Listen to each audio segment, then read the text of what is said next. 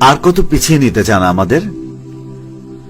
মিশরীয় ইসলামী চিন্তাবিদ ডক্টর মোহাম্মদ ইমারা বলেন, এক অনুষ্ঠানে আমন্ত্রিত একজন সেকুলার আলোচক আমাকে সম্বোধন করে তীর্যক ভাষায় বললেন, ডক্টর মোহাম্মদ, আপনার লেখা জগৎ থেকে আমি কি এই খোলাসায় পৌঁছাতে পারি আপনি ইসলামী শরিয়া বাস্তবায়নের নামে আমাদের বহু যুগ পেছনে নিয়ে যেতে চান?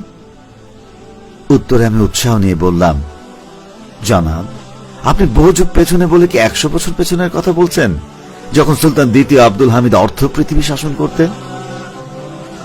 নাকি সে সময়ের কথা বলছেন যখন ইউরোপের রাজা মহারাজার উসমানী খলিফার ফরমান নিয়ে নিজেদের দেশ শাসন করতেন? নাকি আপনি মামলুক সুলতানদের শাসনামলের কথা বলছেন, যারা পুরো মানব বিশ্বকে মুঘল তাতারি হিংস্রতা থেকে রক্ষা করেছিলেন? নাকি আব্বাসী খলিফা হারুনুর রশিদের শাসনামলের কথা বলছেন, যিনি রোমান সম্রাট নাগপুরকে প্রজাদের সাথে অমানবিক নিষ্ঠুর আচরণের প্রতিবাদে লিখেছেন, আমিরুল মুকমিনিন হারুনুর রশিদের পক্ষ থেকে রোমান কুকুর নাগপুরের প্রতি? নাকি আরেকটু পেছনের কথা বলতে চেয়েছেন, যখন আব্দুর রহমান আর দাখিলের বিশাল সৈন্যবাহিনী ইতালি ও ফ্রান্স অবরোধ করে রেখেছিলেন? এসব তো রাজনৈতিক বহু যুগ পেছনের কথা বললাম।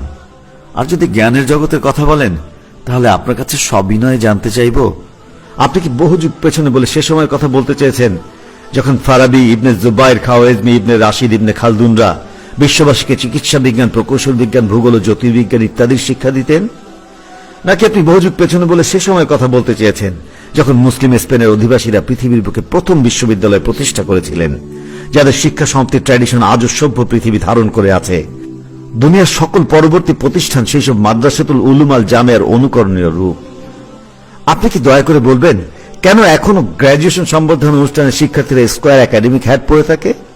কারণ মুসলিম স্পেনের শিক্ষার্থীরা গ্র্যাজুয়েশনের সময় এই হ্যাটের উপরের অংশে পবিত্র কোরআন রাখতেন।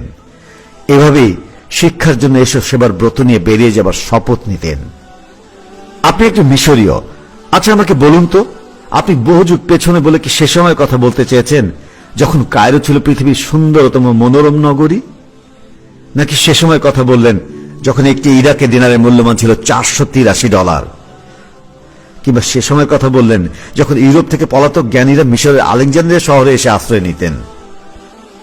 নাকি বহুদূর পিছিয়ে নেওয়ার জন্য তখনকার কথা বললেন, যখন আমেরিকা মিশরের কাছে অনুরোধের দরখাস্ত নিয়ে এসেছিল অনাহারে অর্ধাহারে থাকা ইউরোপীয়দের জীবনহন্তক দুর্ভিক্ষ থেকে রক্ষা করতে?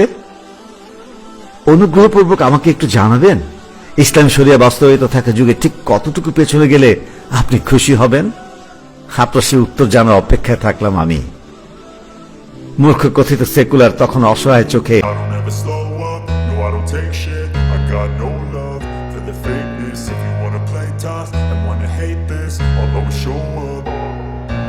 don't ever slow up, no I don't take shit. I got